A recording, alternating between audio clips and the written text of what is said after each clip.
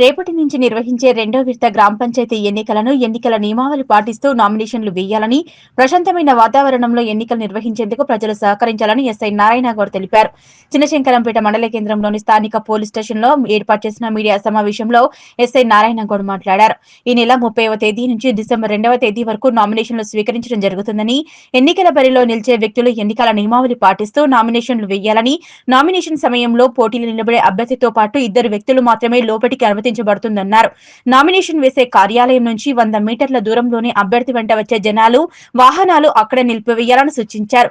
ఎన్నికల సమయంలో ఎలాంటి గొడవలకు తావివ్వకూడదని, ఒకవేళ గొడవలు జరిగితే కేసులు చేసినట్లయితే ఆ వ్యక్తి మళ్లీ ఎన్నికల్లో పోటీ చేసేందుకు కూడా ఇబ్బందులు ఎదుర్కోవాల్సి వస్తుంది కాబట్టి ఎన్నికలు ప్రశాంతమైన వాతావరణంలో ఎలాంటి గొడవలు జరగకుండా విధంగా ప్రజలు సహకరించాలని కోరారు. శంకరంపేట మండల గ్రామ ప్రజలకు తెలియజేయమనగా రేపటి నుండి స్థానిక సంస్థల పంచాయతీరాజ్ ఎలక్షన్ సంబంధించి స్థానిక సంస్థల ఎన్నికలు రేపటి నుంచి నామినేషన్లు ప్రారంభం జరుగుతుంది. రెండవ విడతలో భాగంగా రేపు 30 డిసెంబర్ 1 డిసెంబర్ 2 3 రోజులు శంకరపేట మండలంలోని 31 గ్రామ పంచాయతీలకు సంబంధించి నామినేషన్లు స్వీకరించబడతాయి.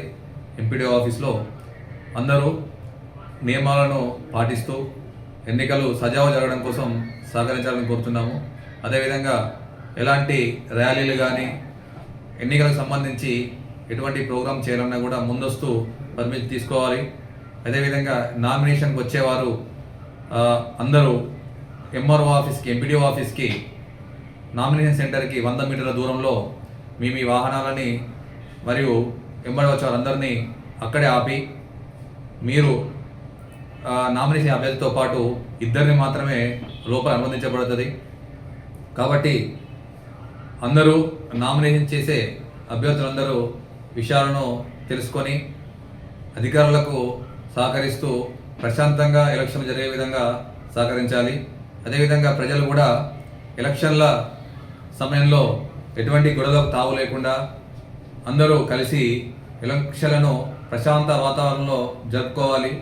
ఎలక్షన్ సమయంలో ఎటువంటి కేసులైనా కూడా అది జీవితాంతం ప్రభావం పడే అవకాశం ఉంటుంది కాబట్టి జాగ్రత్తగా మరియు ప్రశాంత వాతావరణంలో ఎలక్షన్లు జరుపుకోవాలని కోరుచున్నాను.